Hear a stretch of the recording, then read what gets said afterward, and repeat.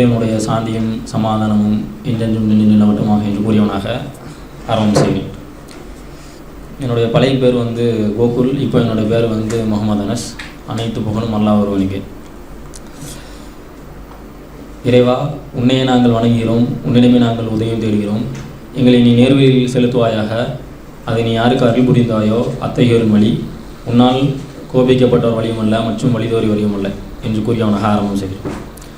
ஒரு சின்ன ஸ்டோரியோடு ஆரம்பிக்கலாம்னு நான் சொல்கிறேன். என்னென்னா, வழக்கம் போல் ஒருத்தர் வந்து ஆஃபீஸ் போயிட்டுருக்காரு. கரெக்டாக அவருக்கு வந்து 8:15 பஸ்ஸு. இவர் வந்து எப்போதுமே 8 மணிக்கு வந்துடுவார். ஒரு நாள் என்ன ஆச்சு, 8 மணிக்கு வந்துட்டார். ஆனால் அந்த பஸ்ஸு வந்து 7:50க்கே அந்த பஸ் ஸ்டாண்ட் விட்டு கிராஸ் ஆகிடும். இவர் 8 மணிக்கு அப்புறம் தான் பஸ் வரும்னு சொல்லிட்டு 8 மணிக்கு கரெக்டாக வந்துட்டார். அதுக்கப்புறம் பக்கத்தில் உள்ளவர்கிட்ட கேட்காரு, 8:15 ஆகிட்டு இன்னும் பஸ் வரல, என்னாச்சுன்னு கேட்டோன்னே, இல்லை அது 7:50க்குலாம் இன்றைக்கி 7:45க்குலாம் போயிட்டு அந்த பஸ் அப்படின்னோடனே இவருக்கு சரியான கோவம். என்னடா நம்ம விஷயத்தில் கரெக்டாக இருக்கும், ஆனால் இப்படி பண்ணிட்டாங்களே, இப்போ நம்ம ஆஃபீஸ் போய் என்ன செய்கிறது, அடுத்து பஸ்ஸும் இல்லையா, அப்போ அங்கே போய் நான் என்ன சொல்கிறேன்னு சொல்லிட்டு ரொம்ப கோவத்தில் அதை உதைக்காது நான் ரொம்ப அநியாயம் பண்ணுறேன். ஏன்னா அவருக்கு என்ன பண்ணுன்னு தெரில. நான் அவர் ஆஃபீஸில் அப்படி நடந்துக்கிட்டாரு, நான் இன்றைக்கி ஒரு நாள் எப்படி அசிங்கப்படுறது அப்படிங்கிறனால ரொம்ப கோவப்படுது. அப்போது அங்கேருந்து ஒருத்தர் வந்து சொல்கிறாரு, இன்றைக்கி 8:15க்கு வரக்கூடிய பஸ் வந்து 7:50க்கே போய் அந்த பாலத்தில் கவுந்துட்டு அப்படிங்கிற உடனே அதுக்கப்புறம் இவர் யோசிப்பாரு, ஒருவேளை நம்ம 7:45க்கு வந்து வெயிட் பண்ணி அந்த பஸ்ஸில் போயிருந்தோம்னா நம்மளும் அதில் ஒரு ஆளாக கவுந்துருப்போம். ஆனால் இப்போ நம்ம தப்பிச்சிட்டோம். ஆனால் இதோட பிஹைண்ட் சீன் என்னென்னா, அவருக்கு வந்து தெரில இப்படி நடக்கும் அப்படின்னு தெரியாது. ஆனால் இவர் என்ன நினச்சிக்கிட்டாரு, நம்ம கரெக்டாக இருந்தோம், ஆனால் அது வந்து இப்படி ஆகிட்ட அப்படின்னு அவர் தெரில. ஏன் சொல்ல வரேன்னா, அல்லாஹ் வந்து ஒரு விஷயத்தை வந்து நம்மளுக்கு வந்து நாடியிருப்பான். அது சரியான நேரத்தில் நடக்கும். ஆனால் நம்ம அதுக்கு அவசரப்படணும்னு அவசியம் இல்லை. சரியான நேரத்தில் வந்து நம்மகிட்ட கொடுப்பான். ஆனால் இப்போது என்னாச்சு, அவர் அந்த பஸ்ஸில் போயிருந்தா அவரும் உயிருக்கு ஆபத்து, அவரும் அடுத்து அதை யோசிச்சிருக்க மாட்டார். அதுக்கப்புறம் யோசிச்சு பார்த்தார். அப்போ எதுவுமே நம்மளுடைய இது கொண்டு நடக்காது. எல்லாமே இறைவன் என்ன விதிச்சானோ அதுபடி தான் நடக்கும்.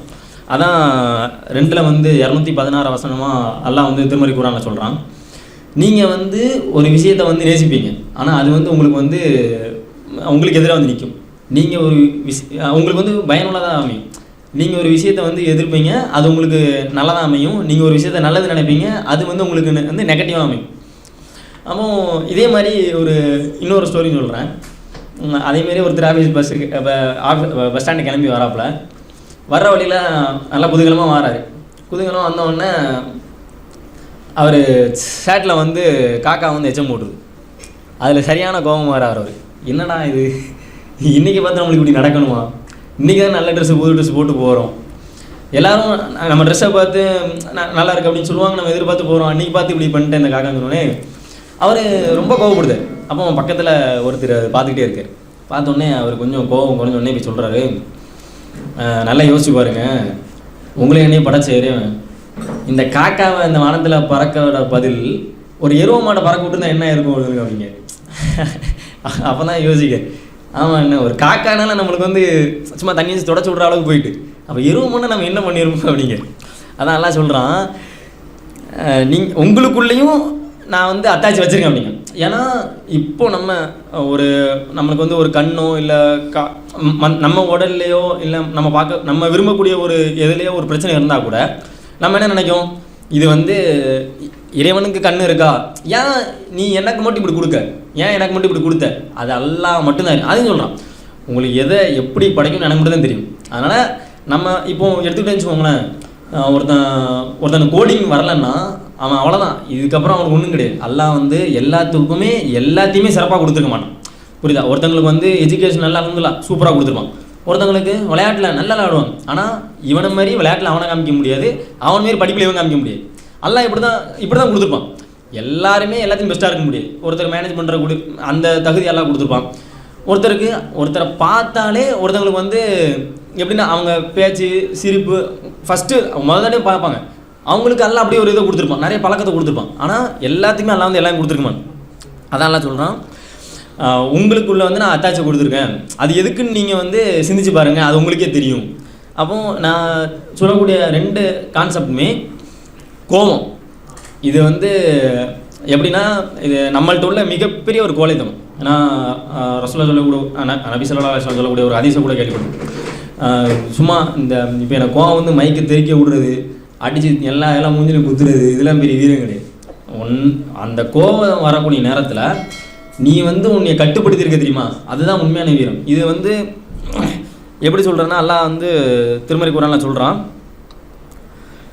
42:37 சொல்கிறான், அவர்கள் அந்த மனிதர்கள் சொல்கிறான், அவர்கள் எத்தையோர் என்றால் பெரும் பாவங்களையும் மானக்கேடானவற்றையும் தவிர்த்து கொண்டு தாம் கோபம் அடையும் பொழுது மற்றவர்களை மன்னிப்பார்கள். இப்போ உண்மை தானே, இப்போ நிறைய பேர்ட்ட உள்ள ஃபால்ட்டே தான். எடுத்த உடனே தாறுமாறாக அந்த கோபத்தில் பின்னாடி என்ன பாதிப்புலாம் வரும்லாம் எதிர்பார்க்க கிடையாது. யாராக இருந்தாலுமே சடக்குன்னு மூஞ்சி நேரம் ஒரு வெட்டு முடிஞ்சு போச்சு. அதான் சொல்லுவாங்க, கோடிக்கணக்கில் ஒரு பொருளை கொடுத்தாலும் வாங்கிடலாம், விட்ட வார்த்தையை கொடுத்தா வாங்க முடியாது. அப்படி உண்மை தானே. இப்போ நம்ம சாதாரணமாக சொல்லிடலாம் ஒரு வார்த்தையை சொல்கிறப்போ, ஆனால் வார்த்தையில் 2 விதம் இருக்குது. நம்ம நார்மலாக பேசுகிறப்போ கூட ஒரு அசிங்கமான வார்த்தை பேசினா கூட ஒன்றும் தெரியாது. ஆனால் ஸ்பெசிஃபிக்காக மென்ஷன் பண்ணி பேசுகிற வார்த்தை வந்து ரொம்ப காயங்களை கொடுக்கும். இப்போ உதாரணத்துக்கு எடுத்துக்கிட்டோம்னா, இப்போ நானே கோவப்படுறேன்னா எனக்கு டிபி ப்ரெஷர் எல்லாம் அதிகமாகிடும், கேட்குறவனுக்கு அதை விட அதிகமாகும்.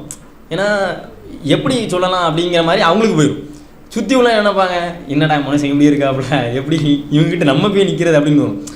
இந்த கோவம் வந்து எல்லாத்துக்குமே பிரச்சனை தான். இப்போ உங்கள் வீட்டில் வந்து கணவன் வந்து மனைவி கிட்ட கோவப்பட்டாலும் குழந்தைங்க வெறுப்பாங்க, புரியுதா? அதனால் மோஸ்ட்லி நம்ம வந்து ஏன்னா ஒரு முஸ்லீம்னா தொழணும், நோன்பு வைக்கணும், கோபத்தை கட்டுப்படுத்தணும் அப்படிலாம் இல்லை. தன்னுடைய மனைவி கிட்ட யார் சிறப்பாக நடந்துக்காங்களோ அவங்க தான் உண்மையான முஸ்லீம். அல்லாஹ் நான் சொல்லலை, அல்லாஹ்வுடைய தூதர் சொல்கிறாங்க. அப்போது எல்லாத்துலேயுமே பூர்த்தி செய்யணும். அதுக்கப்புறம் நம்மளுடைய அணுகுமுறை, இப்போது இஸ்லாம் வந்து எல்லாத்துக்குமே எல்லாமே கற்றுக் கொடுத்துருக்கு. என்னென்னா, இப்போது உன்னுடைய சகோதரனை வந்து நீ சிரித்த முகத்தோட பார்த்தா அதுலேயும் எல்லாம் வந்து நன்மையை வச்சுருக்கான். ஏன்னா இப்போ போகிறோம், வந்துட்டான், வேலையை பார்த்துட்டு போ அப்படின்னு சொல்லிருக்கும். அவனை வந்து அல்லாஹ்வுக்காக அவன் நேசி சலாம் கொடுக்குறதுக்கும் அது வேறு மாதிரியான ஒரு ஈர்ப்பை வந்து உண்டு பண்ணும். அதுக்கப்புறம் வந்து நான் சொன்ன மாதிரி விடக்கூடிய வார்த்தைகள், நம்ம ஒரு எப்படின்னா இந்த வார்த்தையால் ஒரு பெரிய பிழையம் வந்துடும். எப்படின்னா ஒரு ஆட்சியே கவரக்கூடிய அளவுக்கான ஒரு பவர்ஃபுல்லானது அந்த வார்த்தை. சடக்குன்னு விட்டுட்டோம்னா ஆட்சியை கவுந்துடும். அப்படியாப்பட்ட ஒரு இதுதான் அந்த வார்த்தை. அதான் அல்லாஹ்வுடைய தூதர் சொல்லியிருப்பாங்க, உங்களுடைய நாவையும் 2 உதட்டுக்கு இடையில உள்ள நாவையும் உங்களுடைய மர்மஸ்தானத்தையும் யார் பாதுகாக்காங்களோ அவங்களுக்கு நான் சொர்க்கத்தை பொறுப்பேற்றுக்கிட்டேன் அப்படின்னு நம்ம பார்க்கக்கூடிய ஹதீஸ்லாம் பார்ப்போம். அப்போ இறைவனே சொல்கிறான், நம்மளை படைச்ச இறைவனே சொல்கிறான், எனக்கு அவ்வளோ கோபம் வரும், ஆனால் என்னுடைய கோபத்துக்கு மேலே என்னோட கருணை இருக்குது. அப்போது ஆனால் அந்த நேரம் நம்மளுக்கு உண்மை சொல்கிறோம், மனுஷனாக எவனாக இருந்தாலுமே அந்த இடத்துல அதிகமாக கோபப்படும். இப்போ அல்லாஹ்வுடைய தூதர் காலத்தில் கூட நம்ம எடுத்துக்கிட்டோம்னா, அல்லாஹ் வந்து ரசூலுல்லாஹ்வுடைய நீங்கள் எப்படி இருந்துக்கிட்டீங்கன்னு சொல்கிறான். அப்போது நீங்கள் வந்து ஒரு சரியான மனுஷராகவும் நேர்மையான மனுஷராகவும் இருக்கீங்க. அப்படி இல்லாமல் உங்களுடைய முகத்தை வந்து அந்த மக்கள்கிட்ட நீங்கள் கடுமையாக காமிச்சிருந்தீங்கன்னா இந்த சமுதாயம் உங்களை விட்டு ஓடி இருப்பாங்க. அப்போது அல்லாஹ்வுடைய தூதர் எப்படி இருந்திருப்பாங்க? இப்போது ஒரு ராஜாவாக இருக்கட்டும், ஒரு தூதராக இருக்கட்டும், ஒரு படையை அடித்து விரட்டுறதுல வீரம் கிடையாது. ஒரு கூட்டத்தை கவரணும், அதுக்கு அல்லாஹ்வுடைய தூதர் அவ்வளோ பொறுமையாக இருந்தாங்க. எப்படின்னா தன்னுடைய எதிரிக்கிட்ட கூட எப்படி நடந்துக்கணும் அப்படி நடந்துக்கிட்டாங்க, அவ்வளோ கண்ணியமான முறையில். ஏன்னா ஒரு கைதியை கொண்டு சிறைப்பிடிச்சு வச்சுருப்பாங்க. அப்போ இறை தூதர் டெய்லி வந்து கேட்பாங்க, நீ இஸ்லாத்தை எடுத்துக்கிட்டீங்கன்னா இல்லை உங்களை விடுதலை பண்ணுவாங்கன்னே அது உங்கள் விருப்பம் அப்படின்னு போயிடுவாங்க. இப்படி ஒரு 3 நாள் நடக்குது. அதுக்கப்புறம் அவங்க வந்து விடுதலை பண்ணிடுறாங்க. அதுக்கப்புறம் அப்போவே நீங்கள் சொல்லியிருக்கலாமா விட்டுட்டு போனேன்னா, அதுக்கப்புறம் சொல்கிறாங்க, உங்ககிட்ட பிடிச்ச செயலை தான் முஸ்லீம்களை நான் பார்த்தேன். ஏன்னா எல்லாருமே சரியான முறை நடந்துக்கிட்டாங்க. ஒருத்தரை பார்த்து மகிழ்விக்கிறது, சரி இதே மாதிரி நான் எந்த ஒரு மார்க்கத்திலையும் பார்த்ததில்லை அப்படின்னு சொல்லிட்டு அவங்க இஸ்லாத்தை ஏற்றுக்கிட்டேன். இப்போ என்ன சொல்ல வரேன்னா, நம்ம விடக்கூடிய வார்த்தை வந்து சடக்குன்னு ஒருத்தனோட மனசை வந்து புண்படுது. அதேமாதிரி எல்லா விஷயம் சரி, குடும்பத்துலேயும் இப்போ நம்ம சடக்குன்னு என்ன நினைப்போம், நம்ம ஃப்ரெண்டு தானே அப்படின்னு சொல்லிட்டு நம்ம போயிடும். ஆனால் அவன் வந்து ரொம்ப கஷ்டப்படுவான். நம்ம சாதாரண எடுத்துருவோம், நம்ம ஃப்ரெண்டு தானே, இவன் திட்டினா என்ன செய்ய போகிறான், நம்ம மனைவி தானே திட்டினா என்ன செய்ய போகிறான், நாளை பண்ண நம்ம மட்டும் சிரித்து பேசிட்டாங்கன்னா, நம்ம ஒரு மரத்தில் ஆணி அடித்தோம்னா அதை பிடுங்கினாலும் கடைசி வரைக்கும் அந்த ஓட்டை அப்படியே தான் இருக்கும், தவிர ஆணி வெளியே வந்துடும். அதே மாதிரி தான் நம்மளுடைய வார்த்தைகள் வந்து ஒருத்தர் மனசை குத்திட்டாலும் நம்ம சாரி கேட்டு மன்னிச்சு இன்னைக்கு சிரிச்சிருந்தாலும் கடைசி வரைக்கும் அந்த காயங்கள் அவங்க உள்ளத்துல தான் இருக்கும். அதனால் அல்லாட்ட அதிகமாக பாவ மன்னிப்பு கேட்கணும். அடுத்து நானும் நிறைய வாட்டி இந்த தப்பு பண்ணியிருக்கேன். ஏன்னா என் தம்பியாக இருந்தாலுமே நிறைய வாட்டி எனக்கு அப்புறம் இல்லை நான் ஏதோ ஒரு விஷயம் செய்கிறப்போ அவன் எப்படின்னா என்னுடைய அறிவு கேட்டாமல் அவன் செஞ்சுட்டான்னா உடனே திட்டிடுவோம். அறிவு காலம் முட்டாப்பல கூறுகிட்ட தானே பண்ணாத, அடுத்த வாட்டி பண்ண செவுட்டில் அடிப்பேன். இது இப்படி எல்லா மக்களையுமே திட்டுவோம். ஏன்னா நான் தான் ஆரம்பத்தில் சொன்னேன், அல்லாஹ் வந்து யாருக்கும் எல்லாத்தையும் பெர்ஃபெக்டாக கொடுத்தது இல்லை. இப்போ ஒரு சில விஷயம் நல்லா எடுத்துக்கோங்களேன். ஒரு சில விஷயம் என்னோட என் தம்பி சூப்பராக பண்ணுவான், அவனோட நான் இன்னொரு விஷயம் நல்லா பண்ணுவேன். எனக்கு தெரிஞ்சு அவனுக்கு தெரியாது, அவனுக்கு தெரிஞ்சு எனக்கு தெரியாது. இப்படி தான் நல்லா கொடுத்துருப்பான். ஏன்னா நீங்கள் ஒருத்தனுக்கே எல்லாம் தெரிஞ்சு வச்சுக்கோங்களேன், அவனே எல்லாத்தையும் ஆட ஆரம்பிச்சிருவான். ஏன்னா இவன் என்கிட்ட கண்டிப்பாக வந்து ஆகணும், புரியுதா? அப்படி தான் எல்லாம் வந்து நம்மளை வச்சுருக்கான். அப்போது எங்கே போனாலும் இப்போ நான் இது அதிகமாக உண்டு என்கிட்ட. இப்போ தர்காவுக்கு போகிறேன், ஏதாவது முஸ்லீம் வந்து இப்படி பண்ணுறான், பிடிக்காத பண்ணுறான்னா அவனை பார்த்து கண்டமானிக்கு மனசுக்குள்ளே கிழிச்சு விட்றேன், இப்படி பண்ணுறான்னு வைக்காங்க. அப்போது ஒரு நாள் நீ பிடிச்ச ஒருத்தர் தான் சொன்னார், இப்படி என்றைக்கும் பண்ணாத, ரொம்ப தப்பு அப்படின்னு. ஏன்னு பார்க்குறப்போ நல்லா புரிஞ்சுக்கோங்க, இன்றைக்கி நம்ம ஒரு இடத்துல அதிகாரம் பண்ணக்கூடிய இடத்துல இருக்கோம். ஆனால் அல்லாஹ் வந்து உள்ளங்களை மாற்றக்கூடியவங்க. அதான் அல்லாஹ்வுடைய தூதர் அதிகமாக துவா சொல்லி தந்திருக்காங்க. யாமு கல்லிபல் குலூபி சபீத் கல்வி அலாத்தினி, உள்ளங்களை புரட்டக்கூடிய நூறப்பே நான் ஈமான் கொண்ட பின் எங்களோட உள்ளங்களை தடமுறை செய்துவிட. நல்லா யோசிச்சு பார்க்கணும். இந்த இடத்துல நம்ம இருந்து இன்றைக்கி பேசிக்கிட்டு இருக்கோம். அல்லாஹ் பதவி பிடிங்கிட்டு அவன்கிட்ட கொடுக்கறதுக்கு அந்த 2 விரலுக்குள்ளே தான், ஒரு நிமிஷத்தில் திருப்பி விட்டுரும். அதனால் நம்மளுக்கு அல்லாஹ் சொல்கிறான், என்னுடைய நான் வந்து ஒருத்தங்களை அத்தாச்சி அதிகமாக கொடுத்துருக்கேன்னா அவங்கள பற்றி பொறாமப்படாதீங்க. ஏன்னா அதுவும் சொல்லிட்டான், எல்லாமே சோதனை தான் அப்படின்னா. இப்போ பதவி இருக்குன்னா அதுவும் சோதனை தான், நம்ம பதவி இல்லாமல் வாழ்றோன்னா அதுவும் சோதனை. அந்த பதவியிலேருந்து அவர் என்ன பண்ணுறான்னு அல்லாஹ் அவங்க சோதிக்கான், நம்ம அது கீழே இருந்து நம்ம அது என்ன பண்ணுறோம் அல்லாஹ் அதையும் சோதிக்கான். இப்போது குரானில் வந்து திருமறை குரானில் வந்து அல்லாஹ் எல்லாத்தையும் பற்றி சொல்லிட்டான். முக்கியமாக எல்லா விஷயத்துலையுமே எல்லா தூதர்களோடையும் பொறுமை, அந்த சமுதாயத்தில் எப்படி இருந்தாங்க, எவ்வளோ கொடுமைப்பட்டாங்க, எவ்வளோ கஷ்டப்பட்டாங்க, எல்லாத்தையுமே சொல்கிறான். முக்கியமாக பொறுமையை பற்றி சொல்கிறான். ஏன்னா நிறைய பேர் இப்போ இருக்கக்கூடிய காலத்தில் வந்து இப்போ ஒருத்தங்களுக்கு கணவன் மனைவி குழந்தை இல்லைன்னா அவங்க வந்து சமூகமே தப்பாக பேசும். அப்போது அதை பற்றி எல்லாம் சொல்கிறான். அவனுக்கு வந்து குழந்தை இல்லையா, ஜக்கரியா நபியை ஜக்கரியா இறை தூதரை பற்றி நீ படிச்சுப்பார், அதை படித்தோன்னே தெரியும். உண்மை தானே? எந்த ஒரு பெண்மணியாக இருந்தாலும் டாக்டர் சொல்கிறாங்க உன்னுடைய கற்பை எடுத்துட்டோம், இதுக்கப்புறம் உனக்கு வந்து குழந்தை பாக்கியம் கிடைக்காது அப்படின்னு சொன்னோன்னே அப்போ போய் நம்ம போய் கேட்டுருப்போமா அல்லாட்ட, எல்லாம் எனக்கு குழந்தைய கூட அப்படின்னு யாரும் கேட்டுருக்க மாட்டோம். ஏன்னா ஜக்கரியா நபியை வந்து அப்போ பார்க்காங்க.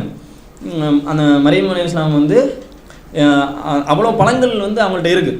அப்போது இது யார் உனக்கு கொடுக்கான்னு சொல்கிறப்போ உங்களையும் என்னையும் படைச்ச இறைவன் தான் எனக்கு வந்து டெய்லி கொடுப்பான்னு சொன்னேன். அவங்களுக்கு அப்போ தான் ரொம்ப இதாக இருக்குது, என்னடா இது நம்மளோட வயசில் ரொம்ப கம்மியாவாங்க. அப்போது இதுக்கடையில் அவங்களுக்கு கொடுத்த மாதிரி இறைவன் எனக்கு கொடுக்க மாட்டானா? அவங்க எப்படியாப்பட்ட நேரம் அவங்களுக்குன்னா அவங்களுடைய நிறமெல்லாம் எப்படி ஒன்றுமே இல்லாமல் ஆயிடுது, அவ்வளோ வயது முதியோத்தில் இருக்காங்க. அப்போ தான் இறைவன்கிட்ட வேண்டுறாங்க எனக்கு வந்து குழந்தைய கூட அப்படின்னு. இதை நான் சும்மா ஷார்ட்டாக சொல்கிறேன், அது எடுத்து படித்து பாருங்கள், அதுக்கப்புறம் தெரியும். இப்படி சொல்லியிருக்கப்போ மன்னிக்கிறதுல வந்து யாரெல்லாம் மன்னிக்கிறதுல நம்ம வந்து அல்லாஹ்வுடைய தூதரோடைய முஹம்மது நபி ஸல்லல்லாஹு அலைஹி வஸல்லம் அவங்களுடைய வரலாறு எடுத்து பார்த்தா உங்களுக்கே தெரியும். எவ்வளோ கஷ்டங்களை வந்து அங்கே உள்ள மக்கள் உள்ள காஃபிர்கள் வந்து கொடுத்தாலும் அல்லாஹ்வுடைய தூதர் மன்னிச்சாங்க. ஏன்னா மன்னிப்புங்கிறது வந்து அல்லாவே கொடுக்குறப்போ நம்ம ஏன்னா ஏமாத்துறது. அப்போது மன்னிக்கிறது வந்து அல்லாஹ்வுடைய தூதர்கிட்ட அந்த வரலாறு நிறைய பார்க்கலாம். தாயிஃப் மக்கள் கூட அல்லாஹ்வுடைய தூதர் வந்து கல்லால் அடித்து எரிஞ்சு வெளியப்படுத்துறாங்க. அப்போது கூட மலக்குமார்கள் வந்து இறங்கி, வானவர்கள் இறங்கி நீங்கள் என்னென்னு சொல்லுங்கள், இந்த மலை கடையில் வச்சு அவங்க நசிக்கிறது அப்படின்னு சொல்கிறப்போ அல்லாஹ்வுடைய தூதர் சொன்னாங்க, இல்லை இன்றைக்கி அவங்க விட்டாலும் நாளைக்கு அவங்களுடைய சமுதாயம் வந்து இஸ்லாத்தை ஏற்றுக்கிடுவாங்க. அப்போ மன்னிப்பை பற்றி இருக்குது. அதுக்கப்புறம் எப்படி ஆனால் இறைவன் சொல்லி தரக்கூடிய ஒரே இதான், உனக்கு ஒரு சோதனை கொடுத்தா பொறுமையாரு. இறைவன் இன்னொன்று சொல்கிறான், யார் நம்பிக்கை கொண்டவங்கன்னா அவங்க வந்து அச்சப்படவும் மாட்டார்கள், கவலைப்படவும் மாட்டார்கள். இது அல்லாஹ்வுடைய விதி. அல்லாஹ்வுடைய விதியை மட்டும் நம்பினா போதும். அதுக்குன்னு நம்ம வந்து பள்ளியாசல்ல போய் உட்காந்துக்கிட்டு தொழுதுகிட்டு துவாக்கிட்டு இருந்தோம்னா சோறு கிடைக்காது. வெளியே போய் அதுக்காக அவனை முயற்சி போடணும். அது அப்போனா மட்டும்தான் அவனும் சரிட்டு. ஏன்னா எல்லாருமே முடிவை தான் பார்ப்பாங்க, அல்லாஹ் மட்டும் தான் முயற்சியை பார்ப்பான், புரியுதா? அதனால் முடிஞ்ச அளவுக்கு நம்ம முயற்சி பண்ணணும். அதுக்கு அப்புறம் கூலியை வந்து இறைவன் நம்மளுக்கு அதிகமாக கொடுப்பான். எல்லா மக்களும் நேர்வழி கிடைக்கணும். இந்த குரானை வந்து எல்லாத்துக்குமே தெரியும், திருமறை குரான். இது எவ்வளோ பேர் தோக்கடிக்குன்னு பார்க்காங்க, எவ்வளோ பேர் வந்து இது வீழ்த்துன்னு பார்க்காங்க. இதை வீழ்த்த வந்த எல்லாருக்கும் இறைவன் வந்து ஒரு நேர்வழி கொடுத்துருக்கான். இல்லைனா அவங்கள வந்து அடியோடு அழிச்சிருக்கான். அதே போல் பெருமையை விட்டும் பொறாமையை விட்டும் அல்லாஹ் உங்களையும் மீறி பாதுகாப்பானாங்க.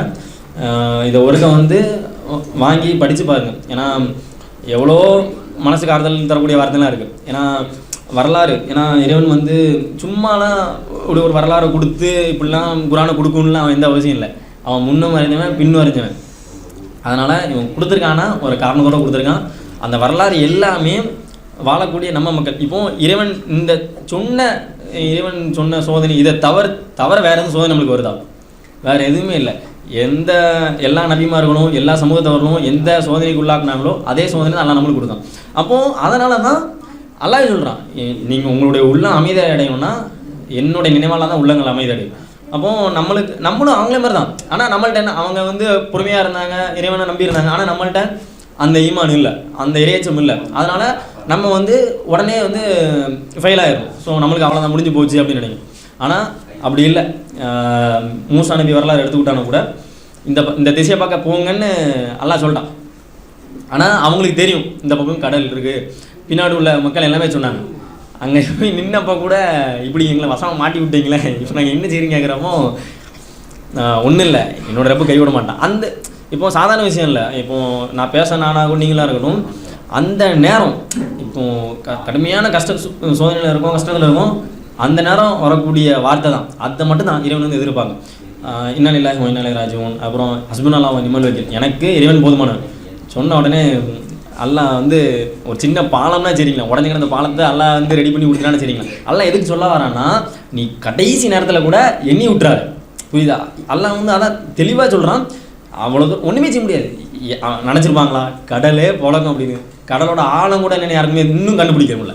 அப்போது இறைவன் வந்து கடைசி நேரத்தில் கடலை புழக்கம். அப்போ தான் அந்த இறைவனோட அத்தாட்சியை காமிச்சாங்க. எதுக்குன்னா அல்லாஹ் நம்மளுக்கு பாடம் எடுக்கான். அவங்கள வச்சு இப்படி நீங்கள் இப்படிலாம் இருப்பீங்க, உங்கள் ஆறுதலுக்கு நீங்கள் அவங்கள எடுத்துக்கோங்க, அதுதான் நான் கொடுத்துருக்கேன் அப்படி. அப்போது எந்த ஒரு சோதனையிலையும் கஷ்டத்துலையும் இறைவன் வந்து கைவிட்டுறக்கூடாது. முக்கியமாக அதிகமாக துவா கேட்கணும். நாங்கள் ஈமான் கொண்ட பின், நாங்கள் இஸ்லாம் இந்த உன்னுடைய தூதரையும் ஏற்றுக்கிட்டதுக்கப்புறம் எங்களுடைய உள்ளங்களை வந்து தடம்புறலை செய்து விடாது, எந்த ஒரு சோதனையும் சரி, எந்த ஒரு சூழ்நிலையும் சரி என்று கூறியவனாக இந்த உரையை முடிவு செய்கிறேன். வாஹிர் நான் அஸ்ஸலாமு அலைக்கும் வரஹ்மத்துல்லாஹி வபரகாத்துஹு.